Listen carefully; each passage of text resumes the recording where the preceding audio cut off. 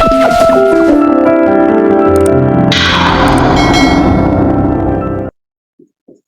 देखिए preposition topic में आपको वैसे ध्यान देने वाली बात तो यह है कि एग्जाम में क्वेश्चंस जो आते हैं ना, लगभग 50% क्वेश्चंस तो अभी मैं जो डिस्कस करूंगा इस कंसेप्ट के अकॉर्डिंग आएंगे प्रपोजिशन में, और 50% जो होते हैं आपके बुकलेट जो है उसमें फिक्स्ड प्रपोजिशन वाली सीट दे रखी होगी मैंने, तो उस fixed preposition and phrasal verb वाला कंसेप्ट जो है ना उससे क्वेश्चंस आएंगे आपके।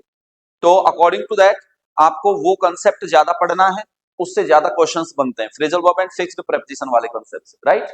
तो ये आपको ध्यान रखना है। प्रपोजिशन वर्ड जो है वो टू वर्ड से मिलकर बना है, प्री प्लस पोजीशन। अब मुद्दा ये बनता है कि ऐसे वर्ड्स जिनकी पोजीशन पहले होती है, कहां होती है? पहले। किससे पहले होती है? नाउन से। Well done. क्योंकि प्रेपोजिशन के बाद रूल ये काम करता है कि प्रेपोजिशन अपने बाद में नियमानुसार तो सिर्फ क्या लेता है? नाउन लेता है। लेकिन अब नाउन का सब्स्टिट्यूट कौन होता है? Substitute pronoun. तो इसका मतलब इसके बाद प्रोनाउन भी आ सकता है। अब लेकिन प्रोनाउन जब आएगा तो क्या होगा? आईएनजी प्रोनाउन में होती है। प्रोनाउन होगा तो क्या होगा? बताया तो था कि प्रेपोजिशन के बाद जब भी प्रोनाउन आता है तो क्या होता है? We have to use objective form of that pronoun. Preposition के बाद प्रोनाउन की ऑब्जेक्टिव फॉर्म आती है, और अगर हमें वर्ब लगानी पड़ रही है तो जेरंड फॉर्म लगेगी, यानी वर्ब की आईएनजी फॉर्म लगेगी। तो ये कंसेप्ट आपको याद रखना है। अब मुद्दा इस चीज का बनता है कि नाउन के पहले लगता है प्रेपोजिशन, तो नाउन से पहले तो एक टॉपिक और यूज होता है। कौन? नाउन से पहले तो ग्रामर का एक और टॉपिक यूज होता है। वो क्या है? रिकॉल करो देखिए। जिसमें हमने पढ़ा था कि ये अपने बाद नाउन लेता ही है। छवि नहीं पता? क्यों? बहुत बढ़िया पढ़ रही थी तू जब तक मैं क्लास में रेगुलर आ रहा था तब तो। डिटर्मिनर टॉपिक पढ़ा था हमने। डिटर्मिनर अपने बाद में हर हाल में नाउन लेता है, और प्रेपोजिशन भी अपने बाद क्या लेता है? Then what is the difference between determiner and preposition? फिर डिटर्मिनर और प्रेपोजिशन में क्या डिफरेंस है, क्योंकि दोनों ही अपने बाद नाउन लेते हैं।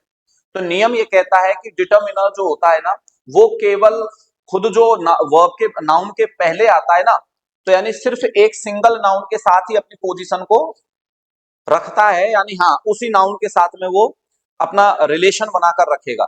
लेकिन प्रेपोजिशन कभी भी सिंगल नाउन के अकॉर्डिंग यूज नहीं हो सकता। You have to use two categories and two situations, according to that preposition can be used in a sentence. दो पोजीशन यूज होना जरूरी है। जैसे मैं कहूंगा I put this pen on this table, then there are two nouns that are representing the situation and position, a pen and a table. तो pen और table दो आपकी नाउन है यहाँ पर, और दोनों के अकॉर्डिंग यानी two units are compulsory to use a preposition, और उन टू यूनिट्स में जब रिलेशन आपको बताना होगा, उनकी पोजीशन एक दूसरे के साथ क्वालिफाई आपको करनी होगी, you have to use a preposition there. लेकिन डिटर्मिनर की अगर हम बात करें, some boys are playing there, तो some boys are playing there, यहां पर सम जो है उसका रिलेशन सिर्फ किसके साथ है? बॉयज के साथ है। लेकिन ऑन द टेबल जब हमने यूज किया तो ऑन जो है वो टेबल के साथ जुड़ा हुआ है, लेकिन टेबल की जो पोजीशन है वो किसके साथ रिप्रेजेंट कर रहा है? पेन के साथ रिप्रेजेंट कर रहा है। Got it? तो ये नियम कहता है, तो प्रेपोजिशन एंड डिटर्मिनर में ये बेसिक डिफरेंस है, राइट। अब यहां पर कुछ बेसिक रूल्स हैं, बाकी तो डिटेल में अलग अलग प्रेपोजिशन को अलग अलग पढ़ेंगे, हम ऑन को अलग पढ़ेंगे, बाकी को अलग पढ़ेंगे। रूल नंबर फर्स्ट कहता है, whenever a preposition is used in a sentence, you have to use a noun after it. But if you are using a pronoun, you have to use the objective form of that pronoun. And if you are using a verb after it, you have to use a ing form of the verb after that preposition. Got it? ये rule हमारा discuss हो ही गया था। Then rule number second, we have a verb that is die. We have a verb die. After this verb die, we have to use a preposition whenever the manner of death is being used after it. यानी जब भी मरने का तरीका इसके बाद दे रखा हो, इसकी वजह दे रखी हो, रीजन दे रखा हो, you have to use a preposition after the verb die.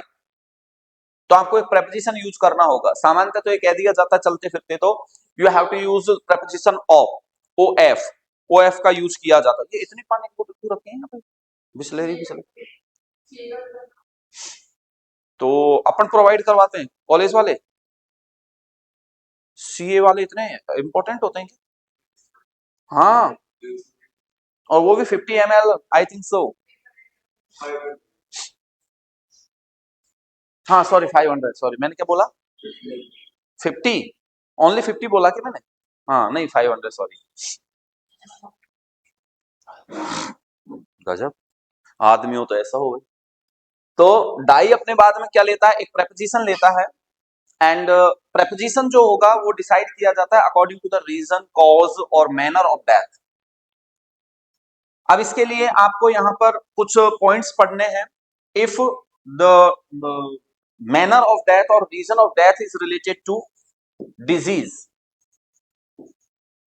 अगर बीमारी से संबंधित है, कोई व्यक्ति बीमारी से मर रहा है। If reason is related to hunger, reason is related to thirst, you have to use of. But if the reason is related to overeating, over drinking or food poisoning,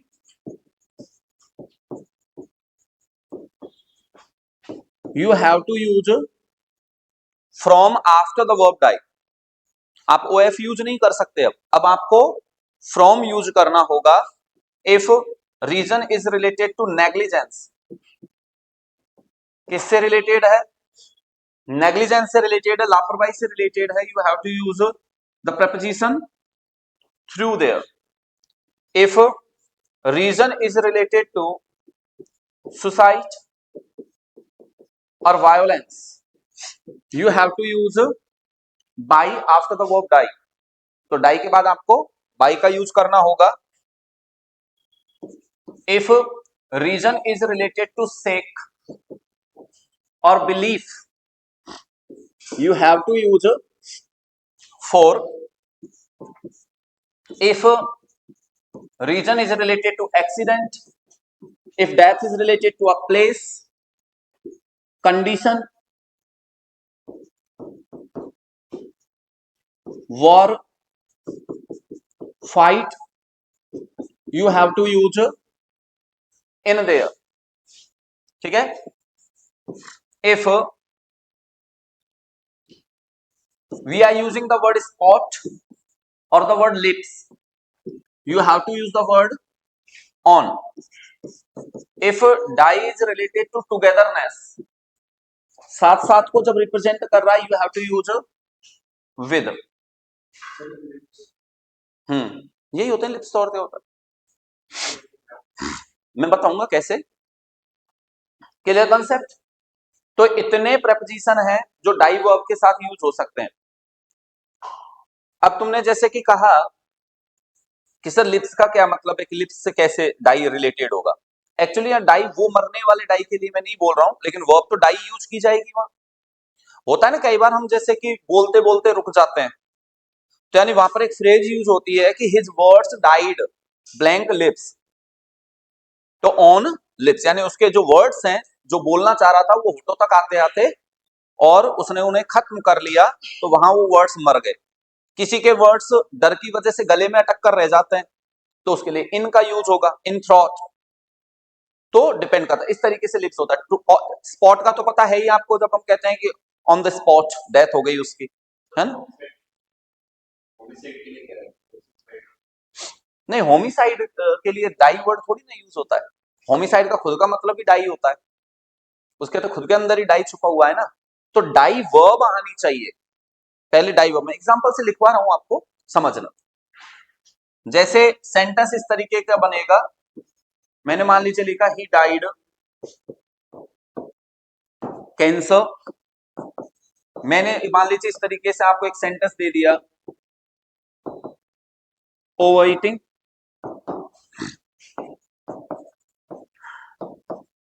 died suicide a child, the negligence of a doctor,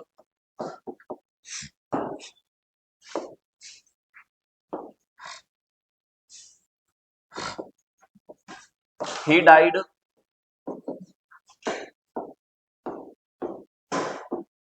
his country, he died beloved, he died an accident,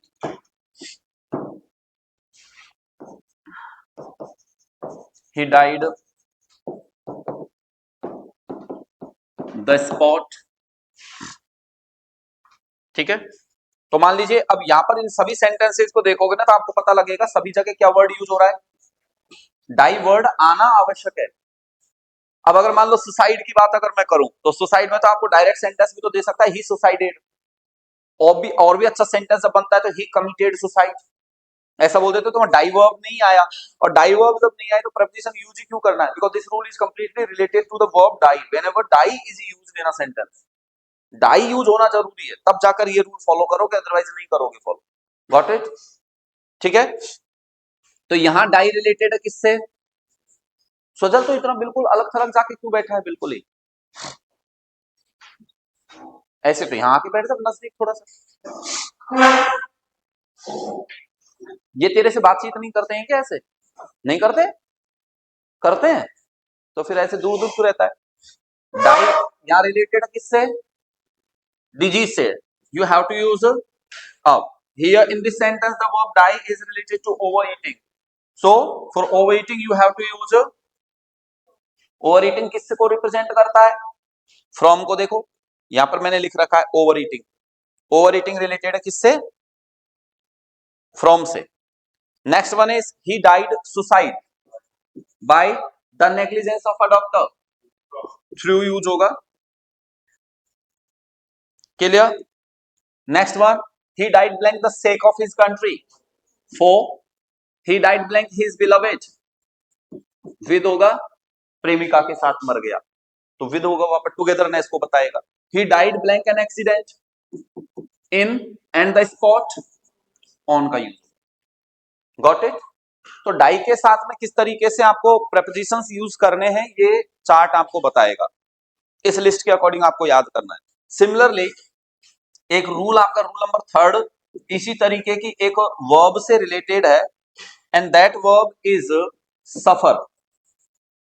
होता है ना जब हम application लिखते थे छुट्टी लेने के लिए, I have been suffering from fever etcetera etcetera, इस तरीके से लिखते थे। तो सफर वर्ब भी अपने बाद में क्या लेती है? प्रेपोजिशन लेती है जब इसके बाद में क्या हो? रीजन ऑफ सफरिंग, सफर करने का रीजन दिया गया हो तो ही, रीजन भी देना आवश्यक है। अगर सिंपल आपने ये कह दिया ही डाइड, सिर्फ ये बोला आपने ही डाइड, और कोई रीजन दे रखा है क्या? नहीं दे रखा, तो प्रेपोजिशन नहीं आएगा, ये विशेष याद रखो। तो इसमें कैसे यूज करोगे आप? पॉइंट ए कहता है अगर सफर जो है वो रिलेटेड है किससे? डिजीज से, या फिर रिलेटेड है किससे? हंगर से, या फिर किससे है? थर्स्ट से, या फिर किससे है? ओवर ईटिंग से, या फिर किससे रिलेटेड है? ओवर ड्रिंकिंग से, या फिर रिलेटेड है फूड पॉइजनिंग से, या फिर लैक ऑफ ब्लड, खून की कमी से, या फिर किसी इन्फेक्शन से, इनमें से किसी से भी रिलेटेड है, आपको क्या यूज करना है? वहां फ्रॉम यूज करना है।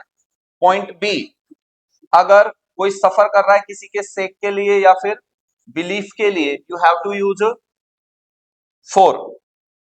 Point C, if suffer is related to togetherness, you have to use with if suffer is related to a place or a condition, then you have to use in.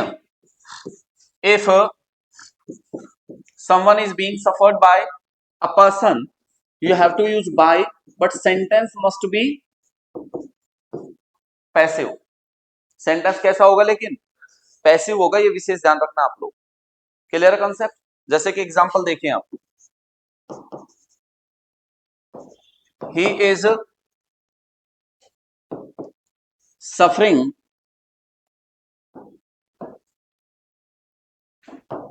Malaria. Next one is he is suffering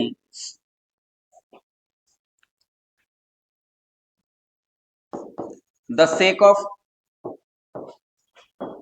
his country. Next one is he is suffering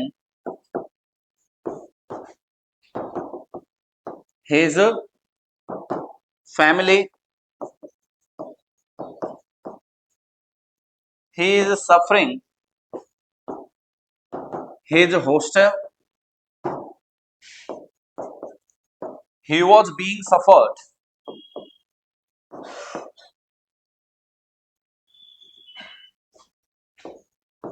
his classmates. These sentences. He is suffering malaria, related to disease, you have to use from. Here sake, you have to use for. His family, with togetherness. His hostel, in. And his classmates, person, but sentence is passive, you have to use by. Got it? ये आपको विशेष ध्यान रखना है. दो verb बहुत important है, exams में generally पूछी जाती हैं, तो एक बार तो आप इन्हें ना नोट डाउन कर लो.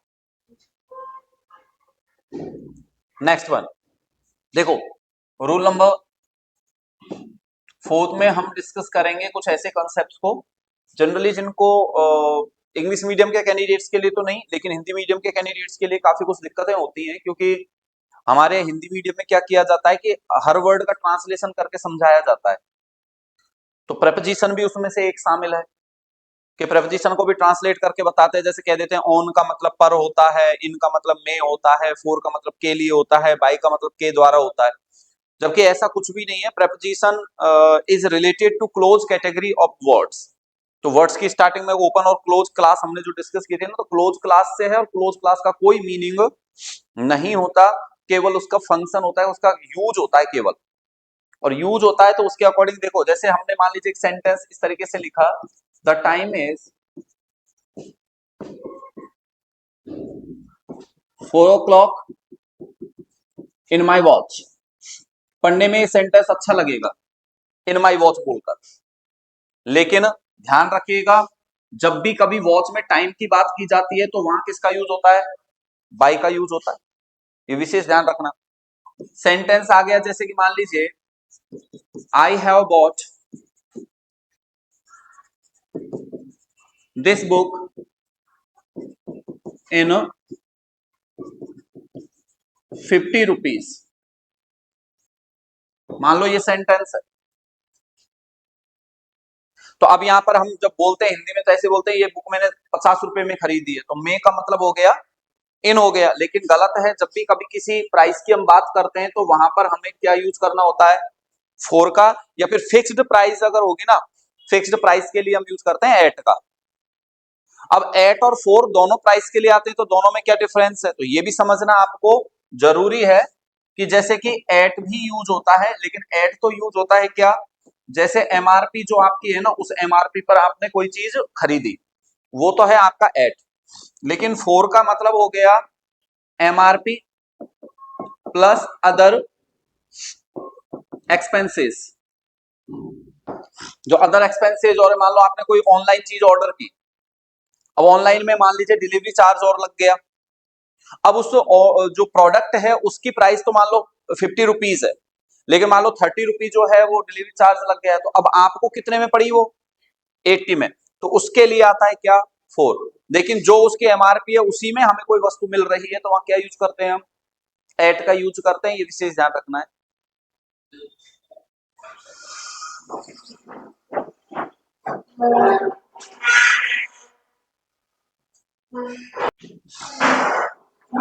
Got it.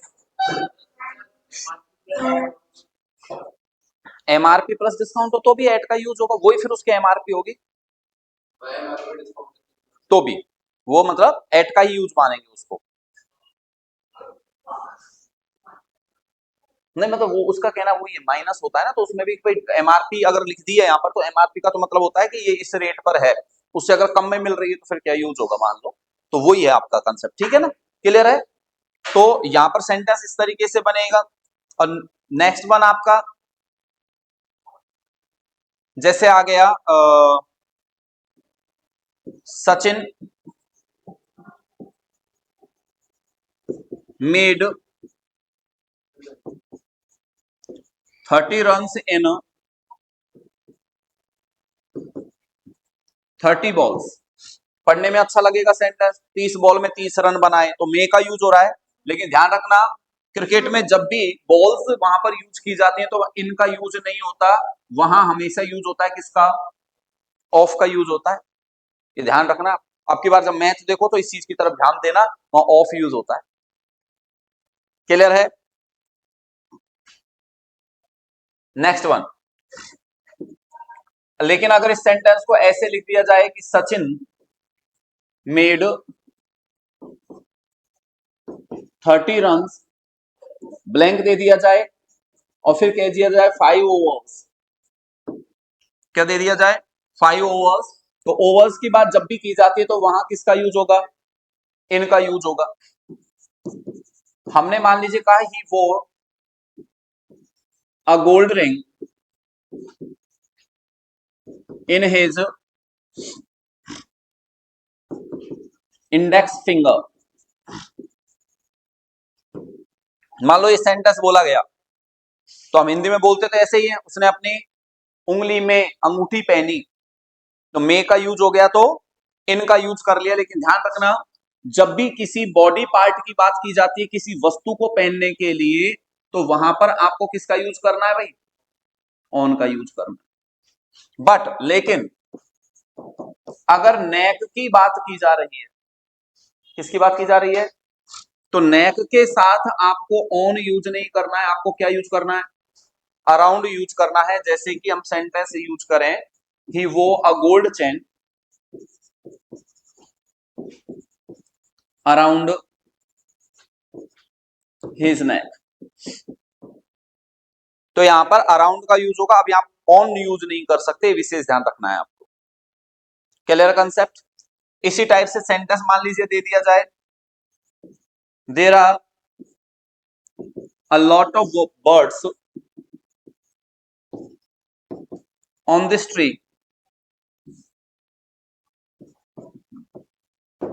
पेड़ पर बहुत सारे पक्षी बैठे हैं। तो पेड़ पर इसको बताने के लिए ऑन अच्छा लग रहा है हमको, लेकिन ध्यान रखिएगा पेड़ पर पक्षी बैठे हैं तो उसके लिए ऑन नहीं आता, क्या आता है, इन आता है। जबकि ब्रांच पर अगर बैठे हैं तो ऑन आएगा। अब ये इन क्यों आता है, ऑन क्यों नहीं आता, इसका रीजन है ऑन तब आता है जब कोई सरफेस हो और उस सरफेस के ऊपर कोई दूसरी वस्तु हो और इस नीचे वाली सरफेस का कोई भी हिस्सा इस ऊपर वाली वस्तु को कवर नहीं कर रहा हो, यानी इस तरीके की पोजीशन पर। इवन यहां इस पर भी मैं अगर लेक्चर स्टैंड पर भी कोई वस्तु रखूंगा तो ऑन नहीं लगा सकता अब मैं, क्योंकि इसकी ये सरफेस है ना, ये ऊपर निकली हुई है, जहां मैंने रख रखी है कोई वस्तु उससे ऊपर कोई सरफेस निकली हुई है। और ऐसा ही पेड़ पर होता है। अब पेड़ की बात यदि हम करेंगे तो पेड़ का मतलब क्या है, उसकी इवन लीव्स भी क्या है, उसी का हिस्सा है। अब उसी का अगर हिस्सा है तो ऐसा तो हो नहीं सकता कि कोई पत्ती ऊपर निकली हुई है उसकी नोक पर कोई पक्षी बैठा है, ऐसा तो होगा नहीं। तो इसका मतलब उसने उसको कवर कर रखा है, पेड़ के कोई भी पार्ट है उसने उस बर्ड को कवर कर रखा है। That's why you have to use in there. तो यहां पर इन का यूज होगा, ऑन यूज नहीं कर सकते आप। क्लियर कंसेप्ट, ये भी आपको ध्यान रखना है, नोट करो। फिर अब इसके बाद में हम सेपरेट सेपरेट आपके जो प्रपोजिशंस हैं उन्हें डिस्कस करेंगे। फ्लोर है तो फ्लोर का मतलब क्या होता है? बिल्कुल फ्लैट सा फेस है तो ऑन आता है, ऑन द फ्लोर। नहीं तो फ्लोर का मतलब रूफ होता ही नहीं है, नहीं बोलेंगे ही नहीं इस चीज को। फ्लोर का मतलब तो ये नीचे हमारे पैरों के नीचे जो फ्लैट सरफेस है इसकी बात करेंगे। और अगर आप फ्लोर के साथ रूफ को भी शामिल कर रहे हैं और को भी शामिल कर रहे हैं तो फिर वो रूम हो जाएगा, और रूम के लिए इन आता है। इवन आप स्टूल पर बैठे हैं तो स्टूल पर जब बैठे हैं तो कोई सरफेस आपको कवर नहीं कर रही है, ऑन लगा दो, लेकिन चेयर पे बैठे हो तो इन आता है वहां पर। और इसलिए अब की बार कभी भी जब विधानसभा की या संसद की कोई वो सुनवाई आपके देखो ना उसकी एक्टिविटीज को, तो उसमें आता है, लिखा रहता है इन द चेयर। चेयर पर जो हेड चेयर उस पर स्टूल पर बैठा है। ठीक है ना भाई, करने का कंप्लीट। नेक्स्ट देखिए, सबसे पहला प्रेपोजिशन हम डिस्कस करेंगे अब यहाँ पर क्या, ऑन। ऑन का मैंने आपको बता ही दिया था किस सिचुएशन में यूज होता है, फ्लैट सरफेस होनी चाहिए। ठीक है, इसके क्या क्या यूज है वो देखो समझो। पहला जो यूज होगा, it is use to indicate position. Which type of position हम डिस्कस कर चुके हैं अभी। तो मैं वहां आप लोगों को जैसे कि कंडीशन अभी मैं बता रहा था उसी के अकॉर्डिंग आप लोगों को सेंटेंस बनाना है। जैसे कि I put a book on the table. तो यहाँ पर टेबल जो है उसके कंसेप्ट में ही फ्लैट सरफेस होना होता है, that's why you have to use on here. Second, on is use to indicate time, but which type of time? जब आपको किसी टाइम के कंसेप्ट में डे और डेट का कंसेप्ट मिलता है ना, you have to use on there. जब भी डे और डेट का कंसेप्ट मिलता है। अब मुझे एक बार थोड़ा सा आप लोग ये बताओ कि हमने टेंस टॉपिक जब डिस्कस किया था तो वहां सिंस फोर जब मैं आपको बता रहा था तो मैंने वहां पर आपको ये बताया था क्या कि भी डे और डेट के साथ में सिंस लगता है, और उसी के साथ लिस्ट बनवाई थी क्या कि इतने प्रेपोजिशन लग सकते हैं, बताइए दे क्या ये तो एक बार देखो ना उसको, पेज को खोल के दिखाएं फिर, क्योंकि टाइम बेवजह वेस्ट करने से मतलब नहीं है उसमें सेम चीज में ना। मुझे दे नोटबुक तेरी, सब कुछ नोट है कि इसमें? फिर क्या है मतलब, किसने कर रखा है कंप्लीटली नोट? छवि तुमने नोट कर रखा है पूरा? जान भी मुझे सब कुछ नोट है क्या? राज की है ये? तो मतलब राज की कॉपी में तू नोट कर रही है, राज इसकी नोटबुक में नोट कर रहा है। हद है भाई, ला मुझे दे, इधर दे। मिल गया तुझे तो। नहीं लिखवाया फिर वो, उस टाइम पर नहीं लिखवाया होगा ना। अब मुद्दा ये बनता है कि हम यहाँ कह रहे हैं कि डे एंड डेट जब आएगा तो हमें ऑन यूज करना है, लेकिन टेंस के दौरान हमने पढ़ा था डे एंड डेट जब आएगा तो सिंस यूज होगा। तो फिर अब ये डिसाइड कैसे हम करें कि सिंस कहाँ आएगा और ऑन कहाँ आएगा? तो माय डियर, एक कंसेप्ट आप अच्छे से याद रखो कि सिर्फ और सिंस और ऑन ही नहीं है जो यहाँ यूज होते हो डे और डेट के साथ में।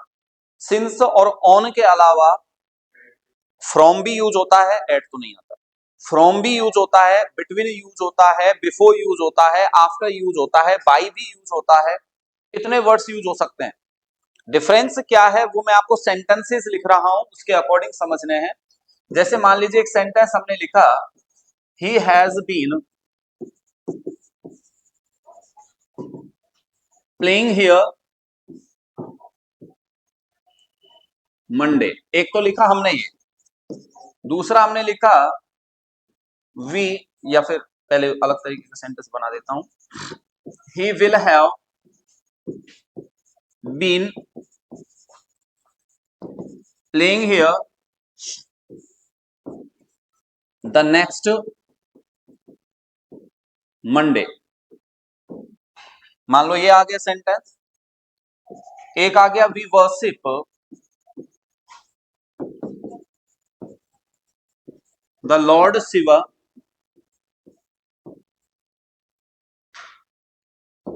Monday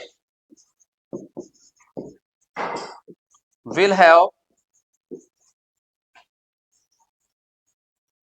completed his project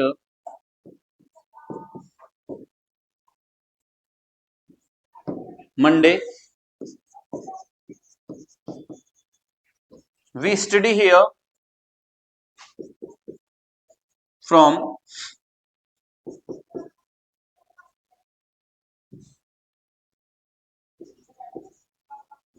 Thursday, Monday we study here Monday and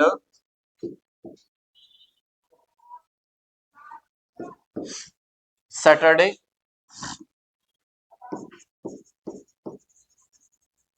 Sunday comes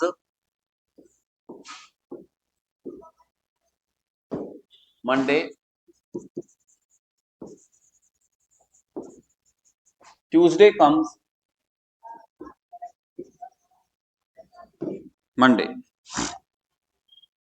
अभी जितने भी सेंटेंसेस लिखे हैं ना, आप देखोगे तो आपको पता लगेगा कि हर ब्लैंक के बाद में मंडे वर्ड दे रखा है, लेकिन हर ब्लैंक में अलग अलग प्रेपोजिशन यूज किया जाएगा। पहले सेंटेंस में हम देखते हैं we are using present perfect continuous tense, and in present perfect continuous tense you have to use since, but in next sentence we are using the word next with the word Monday. It means we are talking about future and upcoming Monday. जो आने वाला Monday है हम उसकी बात कर रहे हैं। That's why you have to use from. किसका यूज करेंगे? From का, क्योंकि since for हमेशा बीते हुए समय के साथ लगते हैं। जो समय गुजर जाता है उसके साथ since for लगता है, आने वाले समय के साथ क्या लगता है? From लगता है। नेक्स्ट सेंटेंस में हमने लिखा कि हम पूजा करते हैं भगवान शिव की। किस दिन पूजा करते हैं? एक दिन फिक्स कर दिया हमने, उस दिन पूजा करते हैं। ट्यूसडे को हनुमान जी की पूजा करते हैं। इस चीज को रिप्रेजेंट करने के लिए आपको किसका यूज करना है? ऑन का यूज करना है। But in next sentence we are using future perfect tense, and in future perfect tense to represent a limit with the help of time you have to use by, जो हमने future perfect में लिखा भी था, by Monday. And we study here from Thursday whenever we are using the preposition from with the starting phase, starting unit जो है उसके साथ अगर from यूज होता है, you have to use to with the destination or the last point. उस last point या destination के साथ किसका यूज करना होता है? to का। Similarly in next sentence we are using starting point and the last point, and with last point we are using and whenever and conjunction is used with the last point you have to use between with the starting point. तो starting point के साथ आपको between use करना होता है। and in next sentence we are using sequence Sunday and Monday, and we all know that Sunday comes before while Tuesday comes after Monday, so we can use before and after with Monday also. Clear? तो depend करता है sentence पर कि आपको किस तरीके का preposition use करना है। Got it? Then third point, radio and TV channel. TV channels के लिए भी किसका यूज होता है? ऑन का यूज होता है। रेडियो है या टीवी चैनल है उनके लिए आप बात करेंगे। जैसे हम एग्जांपल लिख सकते हैं, आपको बताया भी जाता है, बोला भी जाता है किसी उसके दौरान, जैसे अब कहे कोई आदमी तुमसे वॉच नागिन 7 ओनली ऑन कलर्स। हाँ देख, देखता है तो है तो 7 का कैसे पता कि यही आ रही है? ठीक है। फोर्थ जो है डिपेंडेंस को रिप्रेजेंट करता है, और डिपेंडेंस जो होता है ना उसके लिए मैं आपको बता दूं ऑन भी यूज होता है और अपॉन भी यूज होता है। दो यूज होते हैं डिपेंडेंस के लिए, और डिपेंडेंस दो होते हैं तो ऑन और अपॉन। तो ओनली जब होता है ना कि एकमात्र, ओनली सिंगल यूनिट, यानी सिंगल यूनिट पर डिपेंडेंस अगर कोई है, डिपेंडेंट अगर मान लीजिए सिंगल यूनिट पर है, इसके अलावा और किसी पर डिपेंडेंट नहीं है, ये एकमात्र है, तो उसके लिए ऑन आता है। और ऑन, या फिर हम कहेंगे मोर देन 1 यूनिट, एक से ज्यादा यूनिट पर अगर डिपेंडेंट है तो हम यूज करेंगे किसके, अपॉन का यूज करेंगे। जैसे एग्जांपल के तौर पर समझो, मैंने मान लीजिए लिखा we depend parents for are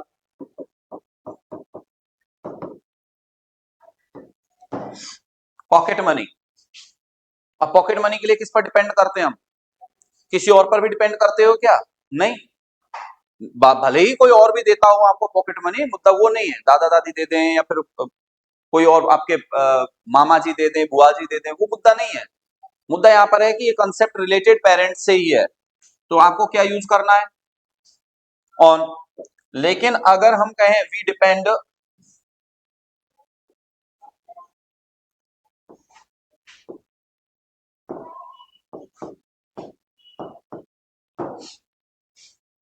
यहां पर आ गया, मान लो एयर आ गया या फूड आ गया या वाटर आ गया, कुछ भी आ गया, तो क्या जिंदा रहने के लिए केवल एयर पर डिपेंडेंट है क्या अपने, और भी चीजें चाहिए अपने, और भी चीजें हैं, तो इसके लिए यहां पर किसका यूज हो जाएगा, अपॉन का यूज होगा।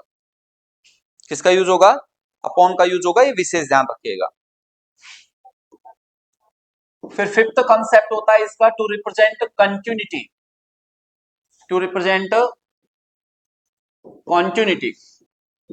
कॉन्टिन्यूटी तब बताता है जब हम यूज करते हैं ऑन का किसके साथ में, वर्ब के साथ यूज करते हो तब। जैसे हम कहें Swajal come on run fast. Swajal मान लीजिए किसी कंपटीशन में पार्टिसिपेट कर रहा है, दौड़ प्रतियोगिता में भाग ले रहा है, हम सब इसको मोटिवेट कर रहे हैं वहां पर, तो हम इससे कहते हैं स्वजल ये दौड़ रहा है, बहुत बढ़िया दौड़ रहा है, Swajal come on come on come on, यानी कंटिन्यूटी बनाए रखो, इसी तरह तेज दौड़ते रहो। तो वहां पर ऑन का यूज हमने किया है किसके साथ, कम यानी वर्ब के साथ, तो कंटिन्यूटी को ये रिप्रेजेंट करके बता रहा है। क्लियर है। इसके बाद में सिक्स जो यूज होता है ना, वो होता है फेस्टिवल के लिए, लेकिन फेस्टिवल के लिए दो आते हैं, ऑन भी आता है और एट भी आता है। ऑन तब आएगा जब day is used with festival, उस फेस्टिवल के साथ जब डे वर्ड यूज किया जाएगा, जबकि एट तब आता है जब उस ड्यूरेशन को बताता है, फेस्टिवल की ड्यूरेशन को बताता है, तब एट आता है।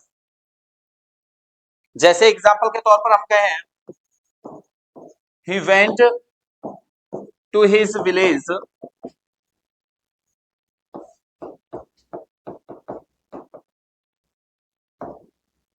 क्रिसमस डे, और हमने एक लिख दिया he went to his village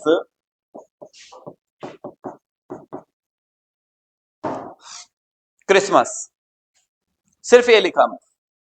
we all know that for Christians Christmas day and Christmas both are different. Christmas Day is celebrated only on 25th of December, while Christmas is a duration to celebrate that Christmas Day specially. जैसे हमारे दिवाली के होते हैं ना, दिवाली के लिए लक्ष्मी जी की पूजा तो एक फिक्स दिन होती है, लेकिन हमारे लिए वो पूरा ड्यूरेशन जो है, हम रंगाई पुताई करवाएंगे, साफ सफाई करवाएंगे, सब कुछ चलता रहता है हमारे यहाँ, तो पूरा ड्यूरेशन जो होता है ना, वैसा इनके लिए क्रिसमस का। कभी भी देखना क्रिश्चियंस जो होते हैं उनके लिए क्रिसमस इतना बड़ा सेलिब्रेशन होता है कि महीने भर से तैयारी करने लग जाते हैं वो लोग, तो पूरा ड्यूरेशन है। अब यहां तो इसके साथ क्या वर्ड लग गया, डे लग गया, तो क्या आएगा, लेकिन ये ड्यूरेशन को बता रहा है, that's why you have to use at year. एक मैंने वो आपको वियरिंग थिंग्स के लिए तो बता ही दिया था, क्योंकि वेयरिंग थिंग्स जब भी बॉडी पार्ट के लिए यूज की जाए तो बॉडी पार्ट के साथ भी ऑन हमें यूज करना है, वो मैंने लिखवा ही दिया था आपको। गॉट इट, नोट करो। कंप्लीट है क्या भाई।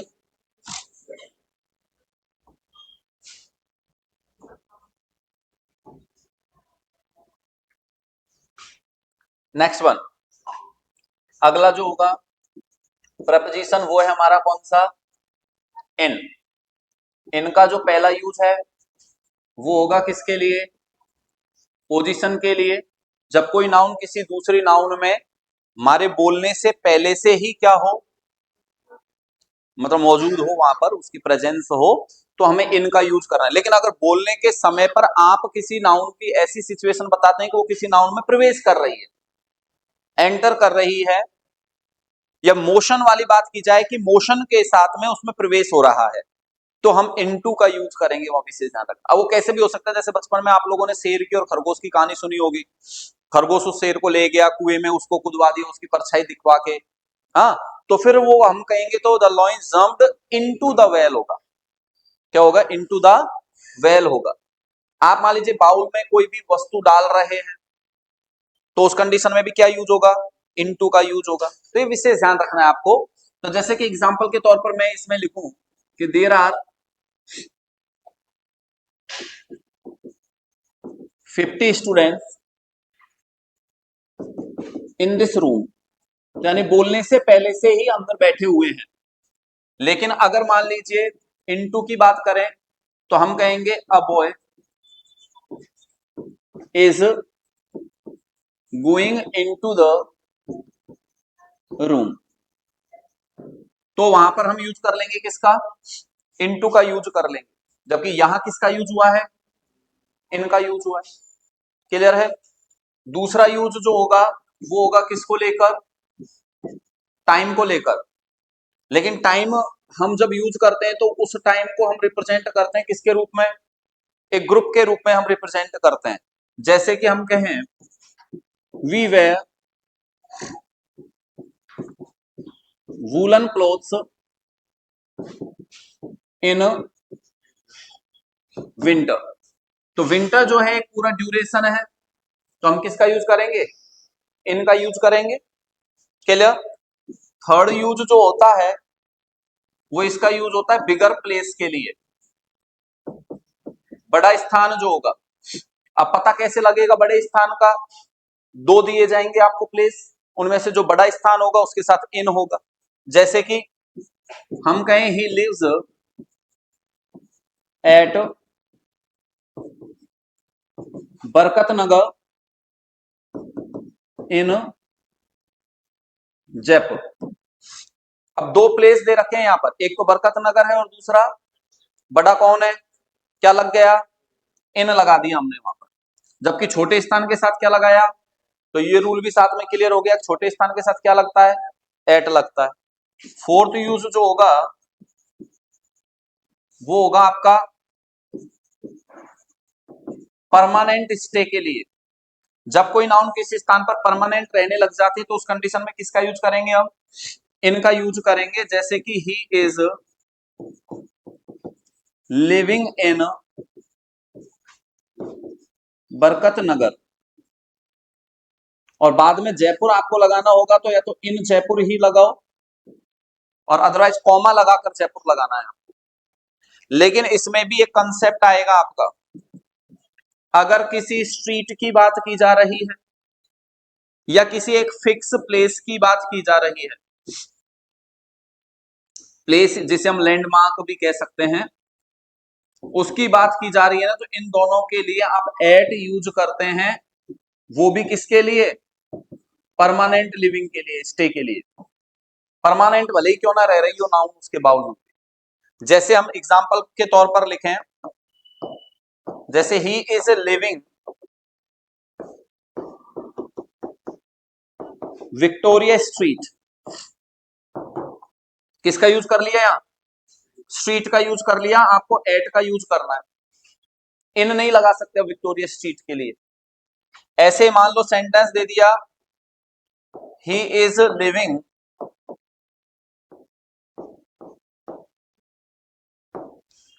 सांगानेरी गेट, तो अब ये गेट वर्ड जो है ना, ये लैंडमार्क के रूप में है।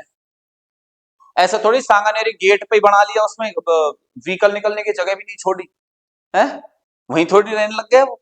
पर ये लैंडमार्क है एक्चुअली। जबकि बरकत नगर जो है वो कोई लैंडमार्क नहीं है, वो एरिया है। ये लैंडमार्क है सांगानेरी गेट। तो इसलिए यहां पर भी आप किसका यूज करोगे?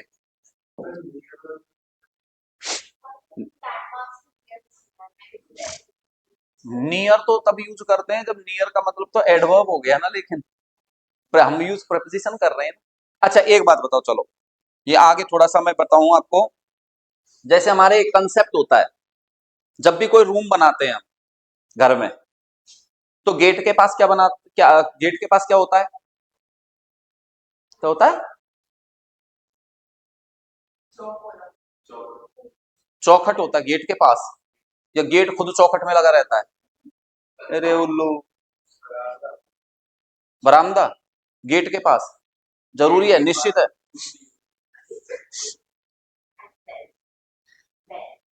स्विच बोर्ड होता है। नहीं, कैसे नहीं, देख लेना। अगर तुम्हारे घर में गेट के पास अगर स्विच बोर्ड नहीं है तो तुम्हारे घर को बनाने वाला ढंग का आदमी नहीं था, कारीगर। हाँ, होता है, वो निश्चित है, होगा ही होगा। रीजन है इसके पीछे। आप कभी भी देखना, सीढ़ियों पे लॉजिक है, सीढ़ियों पे स्विच जो लगाया जाएगा ना, डबल साइडेड स्विच लगाया जाता है हमेशा, एक ऊपर से भी एक नीचे से भी, डबल साइडेड होता है। बाथरूम में जो होता है ना, डबल साइडेड लगता है, अगर बाहर भीतर दोनों साइड से लगाएंगे तो। और अदरवाइज फिर क्या है कि हालांकि बाथरूम में का लॉजिक भी डबल साइडेड का ही होता है, बाहर से ऑन कर लेगा और बाहर आके बंद कर देगा वो, तो सर उसमें फिर डबल साइडेड की क्या जरूरत है? मान लो किसी ने परेशान करने के लिए कोई बाथरूम में अंदर है और बाहर से बंद कर दिया, फिर गेट खोल के मतलब वापस कैसे जलाया उसको? तो इसलिए डबल साइडेड होता है, ऐसी जगह पे याद रखना। तो स्विच बोर्ड गेट के पास होता है। अब तुमने गेट तो बना दिया यार, स्विच बोर्ड लगा दिया उस कोने पे, हाथ पैर तुड़ा के तो स्विच ऑन होगा भाई, वहां जाके स्विच ऑन करेगा तो पहले टकरा जाएगा वो तो। और स्विच फिर निकलेगा तो ऑफ भी करके जाना पड़ेगा, या तो लाइट जलाती है छोड़ दो फिर। और अगर ऑफ करेगा तो फिर वहां से फिर टकराते हुए आगे निकलेगा। अब इसके मन में ये चल रहा है कि सर मैं तो मोबाइल की टॉर्च ऑन करके फिर बंद कर आऊंगा।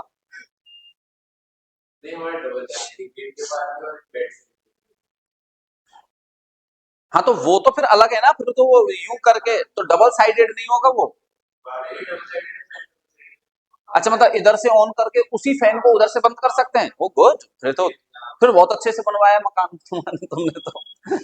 नहीं, होना भी चाहिए कि भाई, अब बेड पे से वहां पे थोड़ी ना ऑफ करने जाएगा लाइट को, फिर तो नहीं क्या करनी पड़ेगी अपने पास, वो सर्दियों में तो क्या रजाई ओढ़ ली, कंबल ओढ़ लिया। और डंडा भी कितना बड़ा लेंगे तो इतना, जानवी, फिर तो क्या चप्पल जूते रखने पड़ेंगे अपने पास, चप्पल फेंक के और फिर मारो उसको, फिर ऑफ करो। तो ये लॉजिक है। तो अब एक बात बताओ, सेंटेंस हम बनाएं तो दो सेंटेंस हैं आपके, क्या हम इसको ऐसे नहीं बनाएंगे कि there is a switchboard near the gate या नियर द डोर? गलत है क्या सेंटेंस बोलना? लेकिन अगर नियर यूज कर रहा हूं तो ये तो एडवर्ब हुआ ना, प्रेपोजिशन कहां हुआ इसमें? और अगर मुझे प्रेपोजिशन यूज करना हो तो बाई द डोर बोलूंगा मैं, नहीं बोलूंगा कि बाई द डोर। तो बाई नजदीक को भी तो रिप्रेजेंट करता है। तो इसलिए नियर सांगानेरी गेट रहने का तो मतलब हो गया कि सांगानेरी गेट के नजदीक रह रहा है। क्या? उल्लू बाई का मतलब बगल में होता है। हाँ ऐसे, जस्ट बगल में। हाँ तो लगा दे, इन फ्रंट लगा दे, अपोजिट लगा दे, ऐसे तो कई वर्ड्स है, मना थोड़ी कर रहा हूं मैं। और सिचुएशन वो जैसी एक्सप्लेन करनी है उसकी। मैंने यहाँ क्या बताया है तुमको, परमानेंट स्टे को ही बताना है केवल तुमको।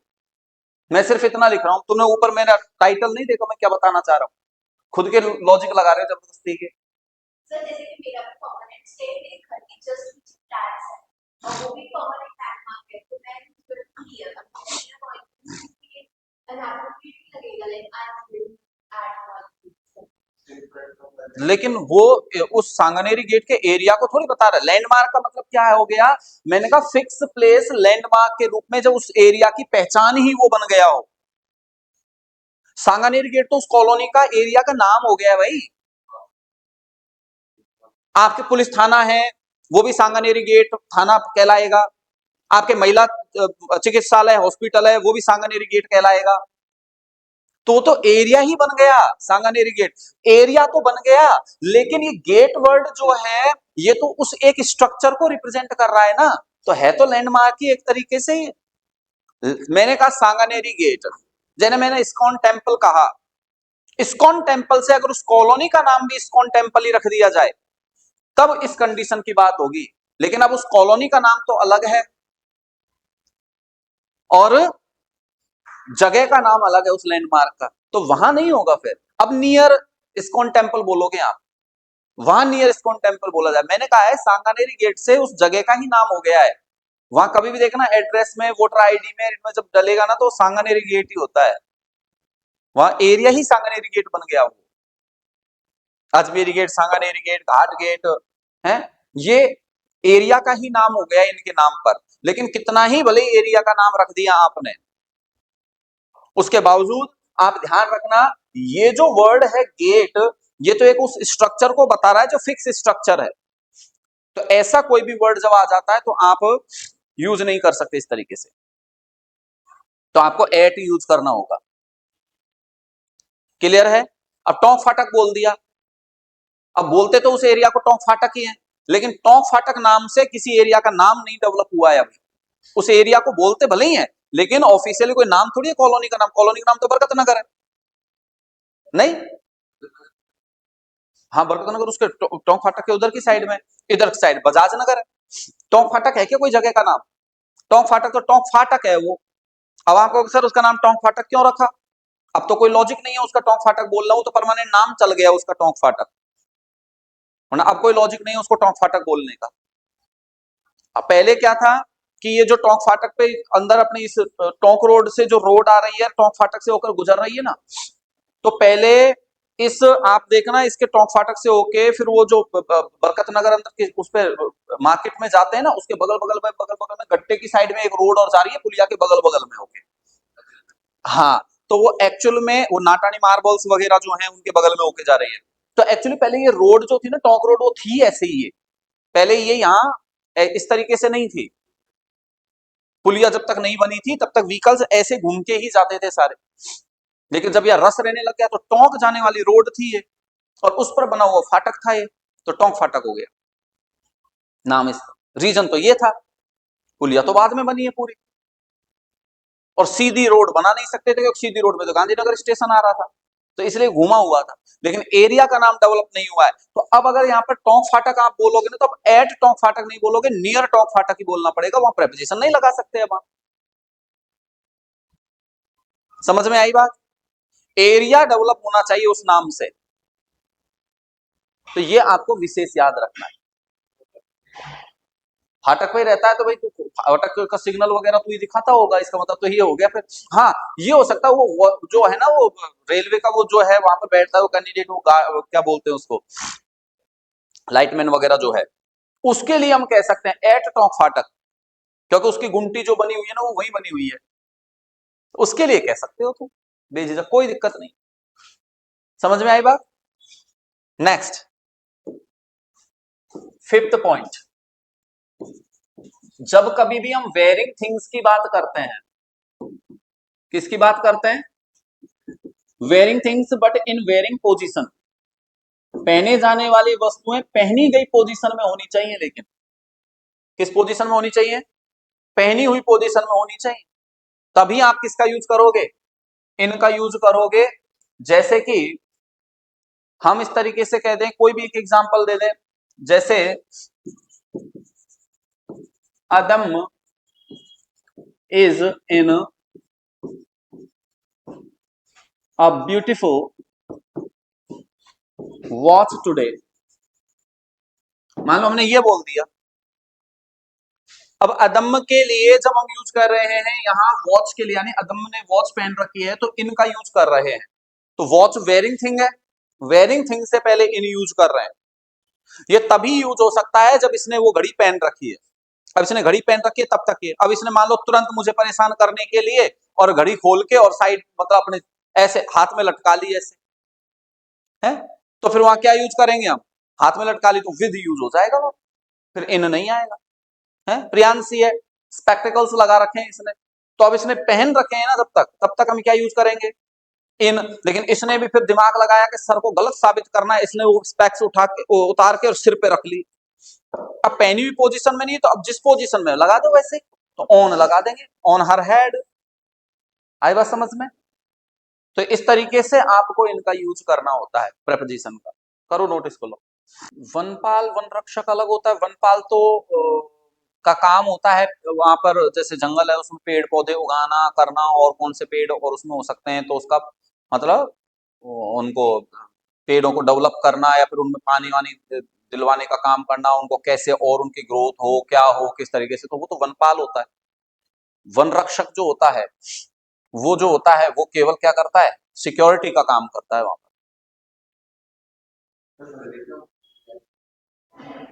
वन रक्षक का क्या क्राइटेरिया, वन रक्षक का, वन रक्षक में तो सीईटी चाहिए शायद, मेरे ख्याल से नहीं चाहिए क्या, नहीं चाहिए, भर दो। वैसे तुम लोगों को और तो कुछ था, तुम लोगों ने तो ध्यान ही नहीं दिया, नहीं तुमको सीईटी देना चाहिए था। अब तो अरे तब से पहले भी तो हुआ था सीईटी। हाँ तो हर साल होता है, तो इसी की तो कह रहा हूँ मैं, पिछली साल दे लेना चाहिए, पिछली बार का भी जस्ट हुआ था ना थोड़े दिन पहले, उसमें देना चाहिए था तुमको सीईटी। एलडीसी की वैकेंसी निकली है, लेकिन थोड़ा रिमोट एरियाज में कहीं पे भी भेजा जा सकता है ना। हो गया क्या कंप्लीट भाई, हो गया कंप्लीट यहाँ तक। After that next preposition is eight.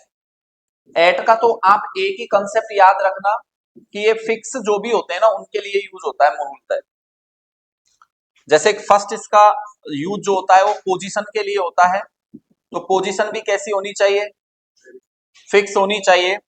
जैसे कि मैं दो सेंटेंस लिख रहा हूं, आप खुद उससे आइडेंटिफाई कर लोगे। जैसे मैंने एक एग्जांपल लिखा, the Taj Mahal is situated the bank of the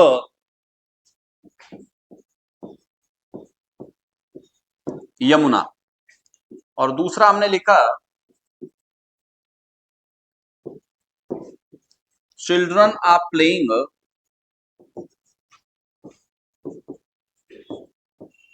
bank of the Yamuna. These two sentences, after blank we are using the same concept, the bank of the Yamuna and the bank of the Yamuna, but here we want to represent the position of the word Taj Mahal and here children। तो fix position किसकी है, ताजमहल की, no doubt. तो यहाँ पर हम eight use करेंगे और यहाँ हम यूज कर लेंगे ऑन का यूज करेंगे। Got it. The second one, time, this time must be fix. जैसे कि this train comes here 6 o'clock, तो 6 बजे की बात हम कर रहे हैं, तो 6 बजे का समय फिक्स होता है, फिक्स होता है तो किसका यूज करेंगे, एट का यूज करेंगे। तीसरा यूज जो होगा वो होगा किसका, स्मॉलर प्लेस का, जो हमने इनके साथ पढ़ी लिया था। फोर्थ यूज होता है किसके लिए,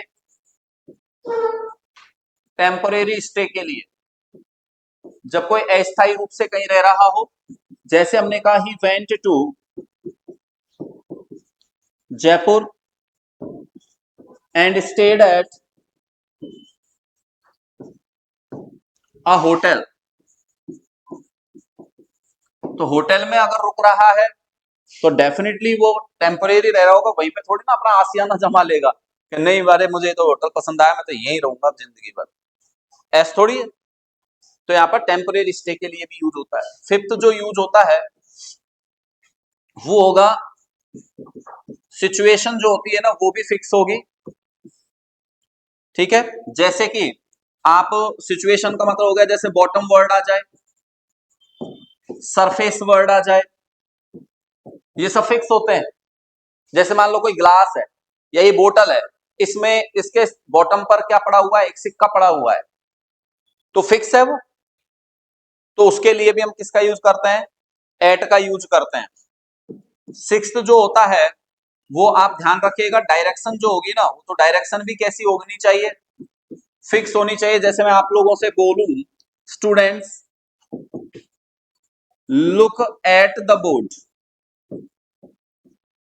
ये हमने बोला, तो किसका यूज कर लिया यहाँ, एट का। तो मैं आपसे कहूंगा लुक एट द बोर्ड, तो आप बोर्ड की तरफ देखोगे, तो डायरेक्शन आपकी फिक्स हो गई वहां, ठीक है। सेवंथ यूज जो होता है वो होता है इंटरेस्ट रेट के लिए। किसके लिए? इंटरेस्ट रेट जो होती है ना, उसके लिए भी हम किसका यूज करते हैं? एट का। जैसे he gave me 10,000 rupees at 10% interest rate, तो किसका यूज हो गया? एट का यूज हो गया। किसका यूज हुआ? एट का यूज हुआ। ये एट के यूज हैं आपके। ये तीन बड़े प्रेपोजिशन थे जो एक्स्ट्रा कंसेप्ट लेते हैं। तो इसके बाद में टाइम को खैर बिटवीन अमंग भी लेता है, लेकिन उसके पॉइंट्स ज्यादा नहीं है। दो ही पॉइंट्स हैं, पोजीशन एंड डिस्ट्रीब्यूशन, जिसमें हम डिस्कस करेंगे। लेकिन पहले अब इसके बाद में मैं छोटे छोटे जितने प्रेपोजिशन है वो एक बार आपको करवाऊंगा। लाइक अलोंग है, थ्रू है, अगेंस्ट है ना, बिसाइड है, बिसाइड्स है, बिफोर है, आफ्टर है, फ्रॉम है, टू है, टुवर्ड्स है, ऑफ है, तो इनटू है। इधर कंजंक्शन होता है, डिटर्मिनर होता है, प्रेपोजिशन में नहीं आता। कुछ भी मत बोले तू। या एट का नोट, एट को नोट करो। कर लिए नोट भाई?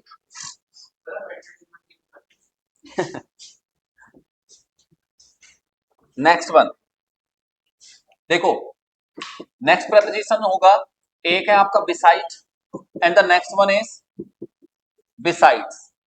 Beside that is used for in hand side, इसका मतलब बगल में।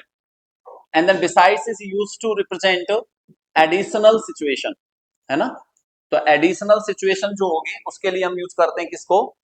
बिसाइड्स को। जैसे कि एग्जांपल के तौर पर हम लिखें कि he came and sat beside me. Clear? So we are using the word beside here, and the next one is he gave some rupees to a beggar besides some food.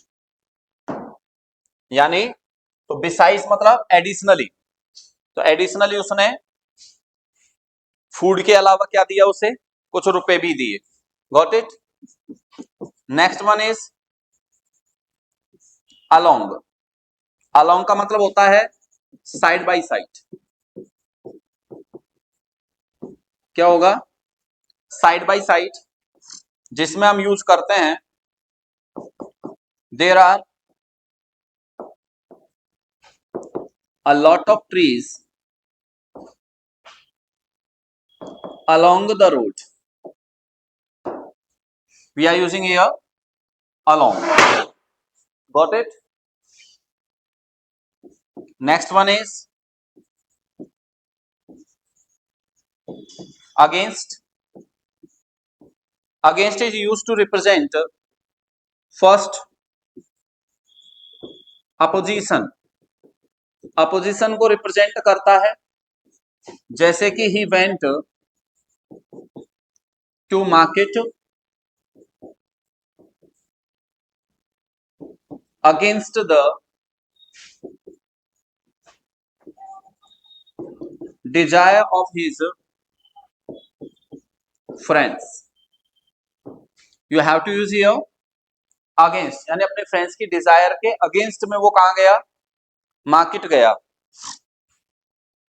And the second one is to represent position, and against is used to represent position like this one. जैसे मान लीजिए मैं दीवार है और दीवार का सहारा लेकर इस तरीके से खड़ा हो जाऊं, this is called against.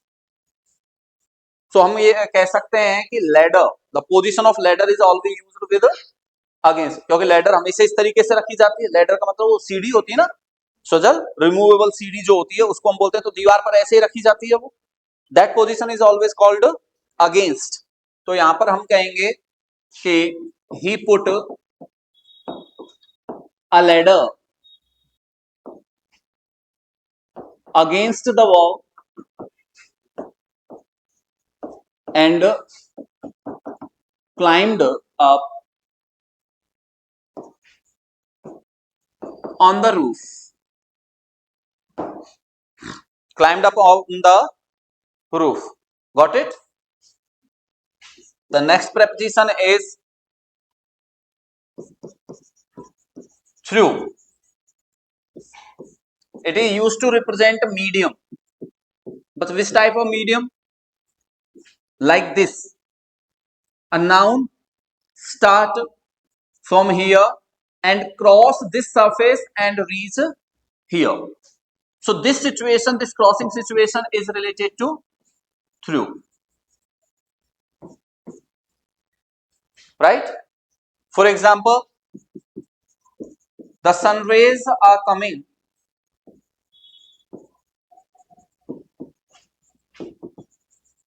into the room through the window.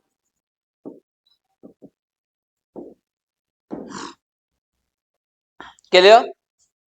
So we are using here through.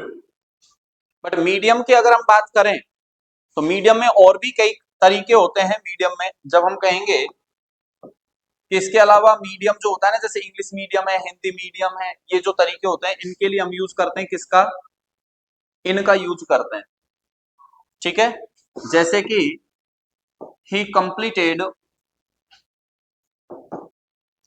His graduation in English medium.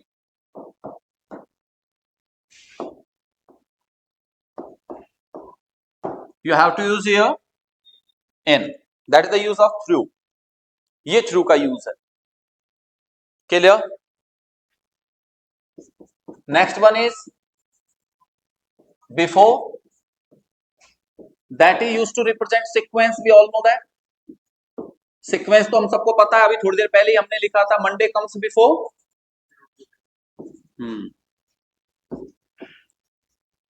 Before Tuesday. Right? We are using before here.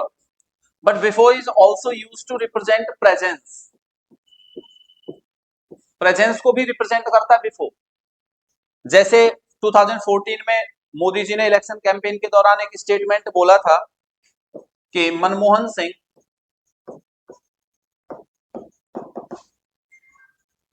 is powerless before Sonia Gandhi. उनका मतलब क्या है कहने का कि सोनिया गांधी की उपस्थिति में, प्रेजेंस में मनमोहन सिंह जी कैसे हो जाते हैं?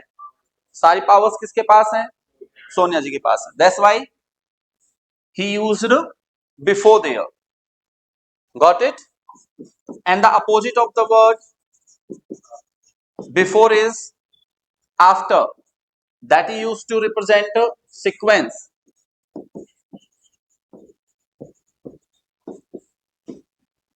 जैसे हम कहें Sunday comes after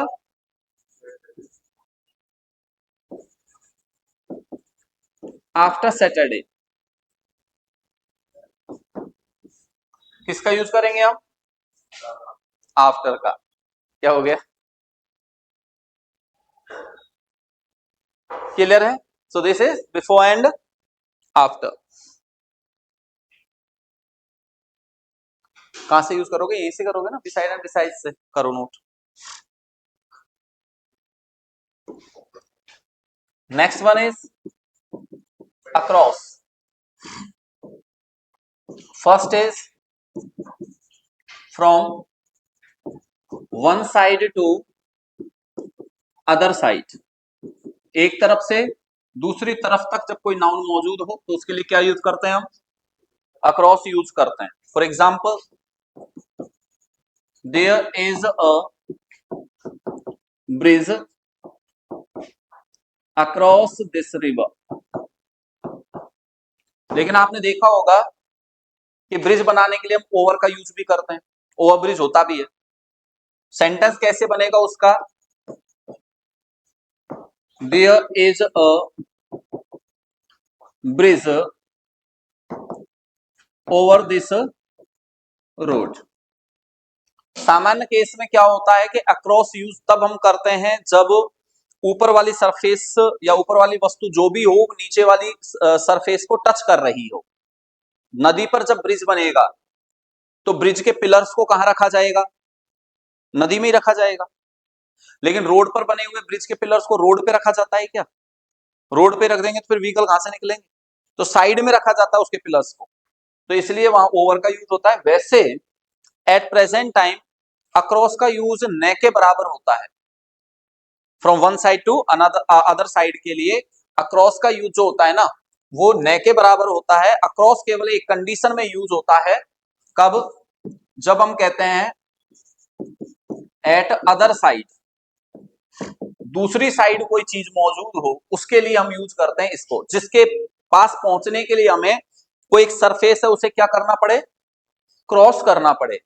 और जब भी एड्रेस बताते हो ना आप, तो एड्रेस बताने के लिए तीन शब्द काम में लेते हैं, in front of, opposite and across. अब अपोजिट क्या होता है? अपोजिट का मतलब तो ये हो गया जैसे तुम सब लोग मेरे अभी क्या हो? अपोजिट हो। मेरा मुंह इस तरफ है तो तुम्हारा जस्ट मेरे अपोजिट मुंह है तो तुम अपोजिट हो। लेकिन मैं यहां पर हो गया तो राज जो है वो मेरे जस्ट इन फ्रंट हो गया। आप सब अपोजिट तो हो लेकिन इन फ्रंट नहीं हो। इन फ्रंट केवल ये है और जानवी। क्लियर है कंसेप्ट? लेकिन अब हम यहाँ एड्रेस बताने के लिए बात करते हैं तो किसी से पूछते हैं भैया तुम किस साइड से आ रहे हो? अब किसी ने हमको मान लीजिए बोला, और कोई जो हमारी जगह है वो है दूसरी लेन में और वो आ रहा है दूसरी लेन से, तो हम फिर उसे आकर कहेंगे कि उसको कोई एक एड्रेस देंगे, हमारे जस्ट सामने वाला उसे कहेंगे अक्रॉस दिस, यानी उसके पास पहुंच के तुम्हें यहां तक आने के लिए उस रोड को क्या करना है? क्रॉस करना है। That is use with across, right? तो देयर, तो वो जो बोल रहा है चीरने का मतलब वो नहीं है उसको फाड़ के, वो वही कह रहा है कि उसके अंदर से होके थोड़ी गुजरूंगा मैं, उसको क्रॉस करते हुए थोड़ी जाऊंगा कि अक्रॉस। देयर इज अ, खाली दिमाग शैतान का घर होता है, इसीलिए तो कहते हैं कि नोट कर लिया करो साथ के साथ। Beautiful palace across this road. तो इस रोड को क्रॉस करने के बाद में हमें क्या मिलेगा? एक ब्यूटीफुल पैलेस मिलेगा, सुंदर सा महल बना हुआ है। ठीक है, हवा महल हम जा रहे हैं तो दूसरी साइड से कोई पर्सन आ रहा है तो वहां तक पहुंचने के लिए क्या करेगा? रोड को क्रॉस करेगा। Got it? करो नोट। ठीक है, कर लिया नोट भाई? ठीक है, बाकी डिस्कशन जो करेंगे नेक्स्ट क्लास में करेंगे। Okay, thank you.